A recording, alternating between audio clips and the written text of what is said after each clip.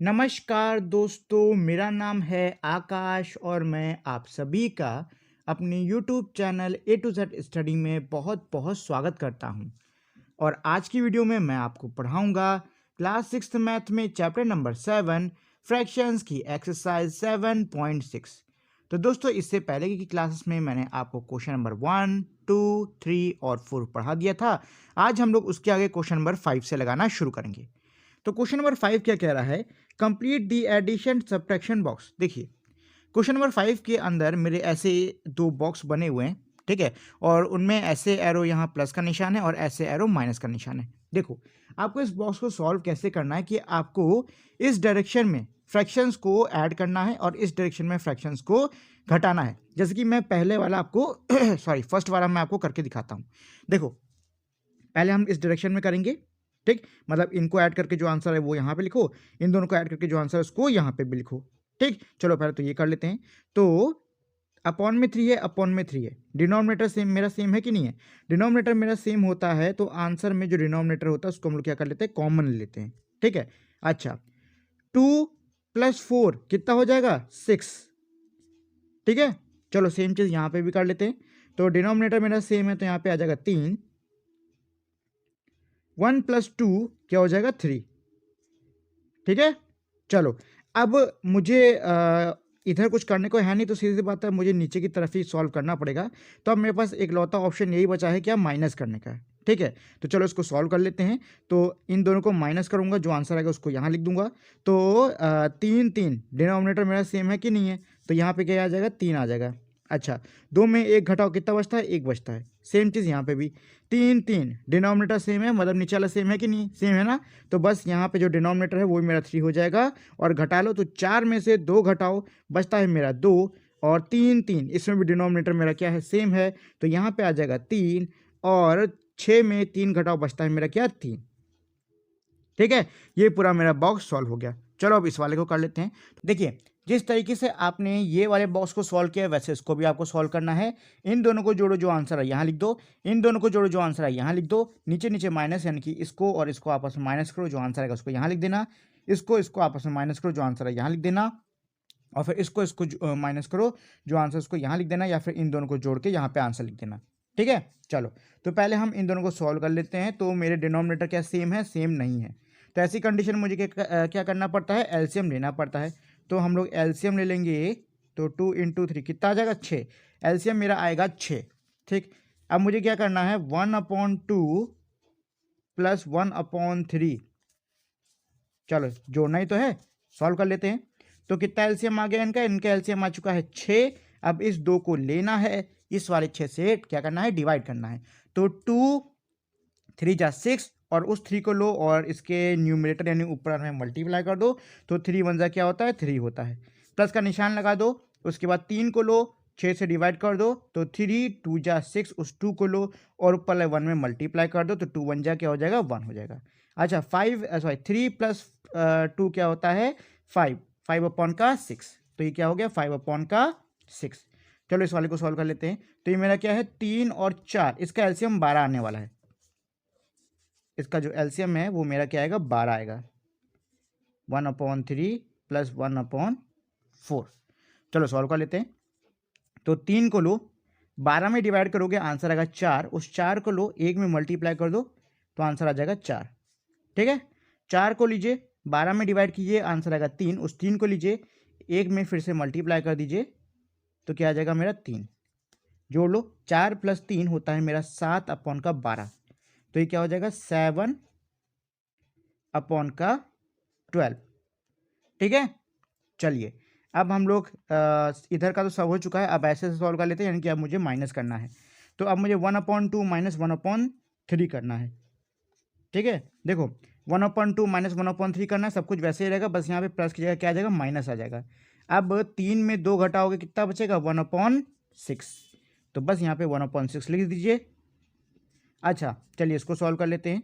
तो यहाँ पे मुझे 1/3 और 1/4 को क्या करना है? माइनस करना है, ठीक है। देखो, जो 1/3 1/4 यहाँ मैं कर चुका हूँ ना, तो सब कुछ वैसे ही रहेगा, बस यहाँ पे इसको माइनस कर दूँ तो आंसर कितना आ जाएगा? 4 में 3 घटाओ, बचता है 1। तो 1/12 क्या हो गया ये मेरा? 1/12 12। ठीक है, अब देखो लास्ट वाले इस डिब्बे का आंसर लाने के लिए आप दो चीज़ कर सकते हो, या फिर तो इन दोनों को माइनस करके आंसर ले आओ, या फिर तो इन दोनों को जोड़ के आंसर ले आओ। आपकी मर्जी, जैसे चाहे वैसे आप इसको कर सकते हो। ठीक है, तो एक काम करते हैं, इन दोनों को जोड़ के ले आते हैं।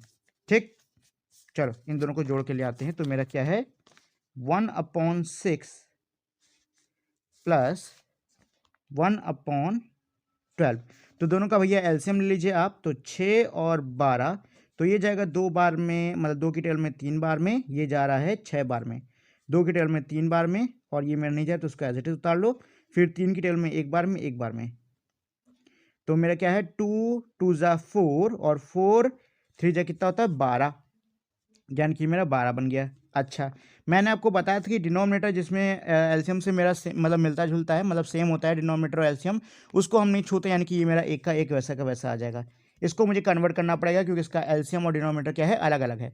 तो 6 को लो, 12 से डिवाइड करो, आंसर आएगा 2, 2 को लो, एक में मल्टीप्लाई कर दो, आंसर आ जाएगा 2, और 2 + 1 क्या होता है, 3/12। तो इसका आंसर क्या हो जाएगा, 3/12। ठीक है, ये हो गया इसका आंसर, 3/12। चलो नेक्स्ट है हमारा क्वेश्चन नंबर 6। क्या कह रहा है, a piece of wire 7/8 metre long broke into 2 pieces, one piece was 1/4 metre long, how long is the other piece. क्या कह रहा है कि एक तार है जो कि मेरा 7/8 मीटर लंबा था, ये दो टुकड़ों में टूट गया है, एक टुकड़ा है 1/4 मीटर का, तो बताओ दूसरा टुकड़ा कितने का होगा, मतलब कितने मीटर का होगा। देखो ये हमारा क्वेश्चन बहुत ही आसान है। क्या कह रहा है, कोई एक लंबी चीज़ है जो कि दो हिस्सों में टूट गई है, एक का मेजरमेंट दिया हुआ है, आपको दूसरे का निकालना है। तो सीधी सी बात है, अगर आपको इसको सॉल्व करना है तो जिसका मेजरमेंट दे रखा है उसके मेजरमेंट को आप टोटल वाले से माइनस करोगे, तभी तो आपको दूसरे का पता चलेगा। अरे भाई, मान लो घर में आपके 6 रोटी थी, ठीक है, आपने 2 खा ली, कितनी रोटी बची, 6 थी, 2 खा ली, 6 में से 2 घटाओ, कितना आंसर 4 आया कि नहीं है, तो 4 रोटी बची। सेम चीज़ हमको यहाँ पे भी लगाना है। तो चलो सॉल्व कर लेते हैं, क्योंकि ये हमारा लैंग्वेज वाला क्वेश्चन है तो हमें आंसर में थोड़ा बहुत लैंग्वेज डालना पड़ेगा। तो चलो भाई सॉल्व कर लेते हैं। देखो जो लैंग्वेज है ना, हमेशा जो आपका क्वेश्चन दिया होता है हमेशा उसी से निकाला करो, हमेशा क्वेश्चन से ही निकाला करो। क्या कह रहा है, a piece of wire 7/8 metre long broke into 2 pieces. ठीक है, तो लेंथ क्या है हमारे वायर की, अरे टोटल लेंथ, रुको यहाँ टोटल लेंथ लिख देते हैं, total length of the wire, total, क्योंकि हमें टोटल दे रखी ना, तो वही लिख लो। अरे गड़बड़ हो गया, चलिए ठीक है, टोटल लेंथ ऑफ वायर कितना है, 7/8 मीटर्स। ठीक है, तो 2 पीसेस में टूटा है, तो length length of one piece, length of one piece is, एक टुकड़े की लंबाई कितनी है, 1/4 मीटर। ठीक है, हमें दूसरे की निकालनी है, length of other piece, length of other piece. ठीक है, तो चलो सॉल्व कर लेते हैं। तो 7/8 माइनस का 1/4, इन दोनों का आपको एलसीएम लेना पड़ेगा, क्योंकि ये मेरे क्या हैं, डिनोमिनेटर सेम नहीं है। तो ये आ गया भाई हमारा रफ पेज। देखो जब भी मैथ लगाया करो ना, अपने साथ में रफ जरूर रखा करो। तो ये मेरा 8,4 हो गया है, इसका एलसीएम निकाल लेते हैं। तो 2 में जाएगा 2 बार में, ये गया 4 बार में, 2 में जाएगा 2 बार में, गया 1 बार में, 2 में जाएगा ये 1 बार में। तो क्या है मेरा 2 × 2 × 2, तो 2 2 ज़ा 4 और 4 2 ज़ा क्या होता है 8, यानी कि इनका एलसीएम क्या आ गया, 8 आ गया। अच्छा, क्वेश्चन दिया था मेरा, यहाँ पे 8 लिख लीजिए आप, क्वेश्चन दिया था मेरा 7/8 माइनस का 1/4। देखो मैंने आपको बता रखा है कि जब भी मेरा एलसीएम डिनोमिनेटर से मिलता है तो हम न्यूमरेटर में कोई भी चेंज नहीं करते हैं, उसको वैसा का वैसा उठा के लिख देते हैं। लेकिन ये मेरा डिफरेंट है कि नहीं है, तो इसमें चेंज करना पड़ेगा। तो 4 को लो, 8 में क्या कर दो, डिवाइड कर दो। तो आपको पता है 4 2 ज़ा 8 होता है, यानी कि 4 के टेबल में 8 कितनी बार में जाता है, 2 बार में जाता है। ठीक है, अच्छा अब उस 2 को लो और 1 में मल्टीप्लाई कर दो, तो 2 1 ज़ा 2, ठीक है, कितना हो गया, साथ में 2 घटाओ बचेगा मेरा 5/8 मीटर्स, और यही हो गया इसका आंसर। ठीक है, दूसरे वायर की जो लेंथ है, जो लंबाई है, वो कितनी है, 5/8 मीटर्स। ठीक, चलो ये हो गया मेरा क्वेश्चन नंबर 6। नेक्स्ट है मेरा क्वेश्चन नंबर 7। क्वेश्चन नंबर 7 क्या कह रहा है, Nandini's house is 9/10 kilometres from her school, she walked some distance and then took a bus for 1/2 kilometres to reach the school, how far did she walk. क्या कह रहा है, एक कोई लड़की है नंदनी, उसके घर से स्कूल की दूरी कितनी है, 9/10 किलोमीटर्स की है, वो कुछ दूरी पैदल गई और उसके बाद उसने 1/2 किलोमीटर के लिए बस कर ली, बताओ वो कितना पैदल चली है, ये चीज़ कह रहा है। ठीक है, देखो क्वेश्चन हमारा बहुत ही सीधा सा है, कह रहा है कि लड़की है, उसके घर से स्कूल तक की कुछ दूरी दे रखी है, कह रहा है कि उसने कुछ दूरी पैदल तय की है और फिर उसने बस कर लिया। अच्छा, जो बस उसने कितना ट्रैवल किया है बस से वो दिया हुआ है, टोटल जो डिस्टेंस है वो दी हुई है, हमको ये निकालना है कि वो पैदल कितना चली है।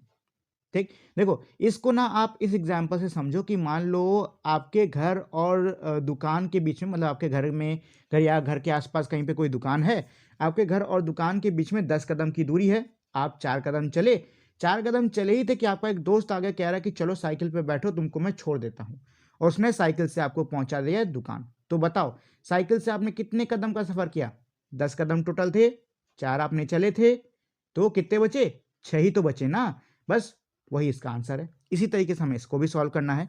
तो इसके लिए जो हमारा टोटल डिस्टेंस दे रखा है उसमें से उसने जितना बस से ट्रैवल किया है उसको माइनस कर देना है, आपका आंसर आ जाएगा। ठीक है, चलो सॉल्व करना शुरू करते हैं। अब क्योंकि लैंग्वेज वाला क्वेश्चन है तो मुझको इसमें थोड़ी बहुत लैंग्वेज लिखनी पड़ेगी। तो Nandini house is 9/10 kilometre from her school, लिख देते हैं डिस्टेंस बिटवीन, हाँ चलो ऐसे लिख देता हूँ, डिस्टेंस बिटवीन, अरे तो खत्म हो रहा है pen, distance distance between, distance between Nandini's house, Nandini Nandini's house and her school, her school is, कितनी है टोटल डिस्टेंस, 9/10 किलोमीटर्स, 9/10 किलोमीटर्स। ठीक है, अब किसका दिया हुआ है, बस का दिया है, तो चलो बस का ही लिख देते हैं। ठीक, शी टुक, देखो शी टुक लिख सकते हो या फिर शी ट्रैवल लिख सकते हो, आपकी इच्छा है। ठीक है, टुक लिख देते हैं क्योंकि मेरा क्वेश्चन से हो जाएगा फिर। She took a bus for, कितना लिया है, 1/2 किलोमीटर्स। ठीक, क्या निकालना है, how far did she walk. ठीक, ये तो निकालना है, तो इसमें लिख दो distance, distance covered by her through walking, नहीं ये थोड़ा ज़्यादा लंबा हो जाएगा, डिस्टेंस शी वॉक्ड इतना लिख दो, वैसे समझ जाएंगे, लेकिन चलो पूरा लिख देते, कोई दिक्कत नहीं है। ठीक है, डिस्टेंस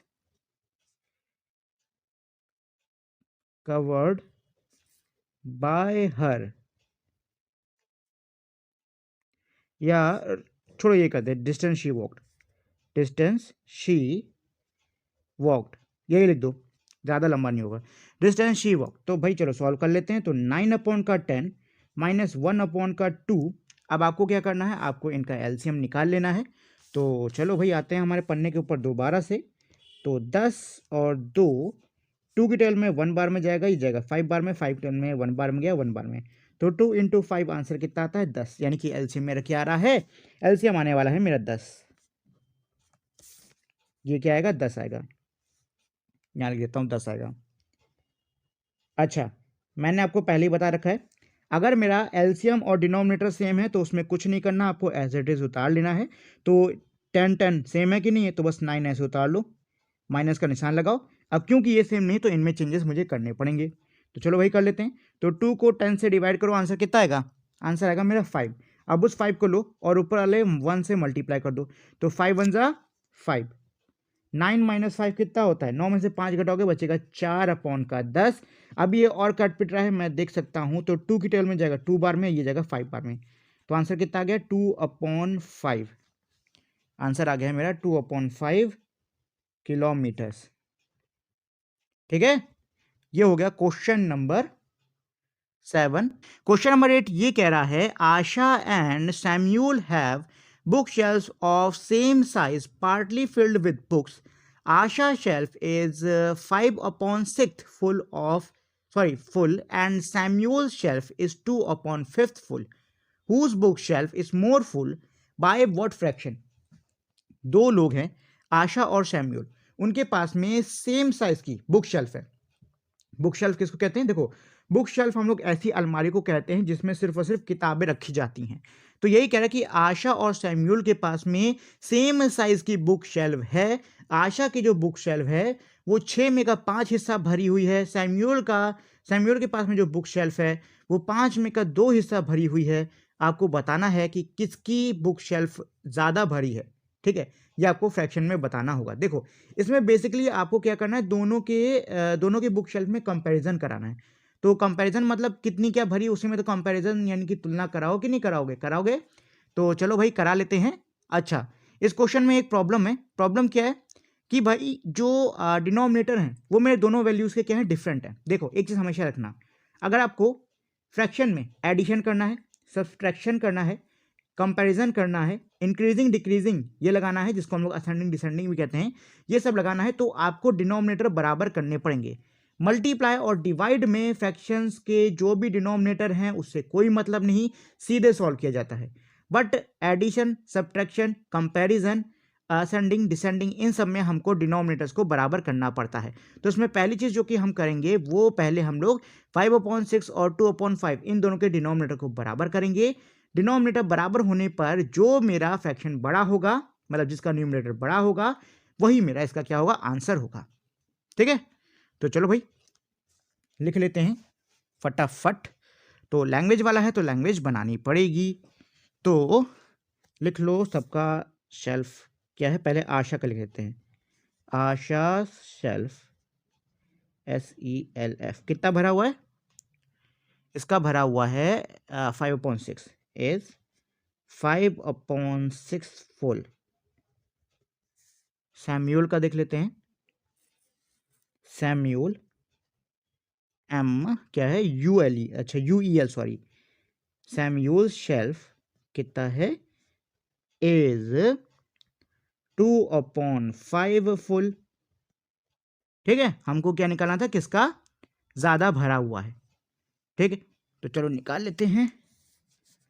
दोनों के बीच में मुझे कंपैरिजन कराना है, तो पहले तो मुझे क्या करना पड़ेगा, पहले तो मुझको इन दोनों के जो डिनोमिनेटर हैं उनको बराबर कराना पड़ेगा। चलो कर लेते हैं, यहाँ पे डिब्बा बना दो, ये हो गया 2/5। अब चलो सॉल्व कर लिया जाए। तो ये है मेरा 6, ये है मेरा 5, ऐसे मेरा 30 आने वाला है, बट मैं तब भी एक बार आपको करके दिखा देता हूँ।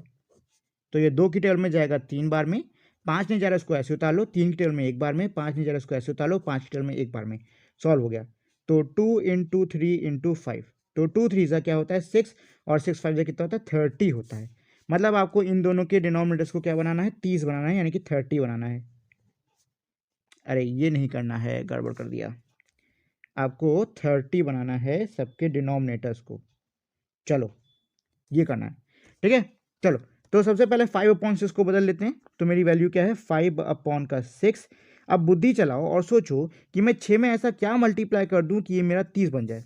सेम चीज़ आपको इसके लिए भी करनी है, 2/5 वाले के लिए भी बुद्धि चलाओ और सोचो कि मैं 5 में यानी कि नीचे ऐसा क्या मल्टीप्लाई कर दूं कि ये मेरा क्या बन जाए 30 बन जाए। देखो अगर 6 में आप 5 मल्टीप्लाई कर देते हो, सॉरी 5 मल्टीप्लाई कर देते हो तो 6 5 30 होता है कि नहीं होता है, होता है ना। बस ये इसका आंसर हो गया। मैंने आपको बता रखा है कि भाई जिस चीज़ से आप नीचे मल्टीप्लाई करते हो उसी चीज़ से आपको ऊपर भी मल्टीप्लाई करना पड़ता है। तो 5 5 कितना हो गया 25 हो गया। सेम चीज़ में कर दो, तो 5 6 30 होता है, ऊपर भी आपको 6 से मल्टीप्लाई करने पड़ेगा, तो 2 6 कितना हो जाएगा 12 हो जाएगा।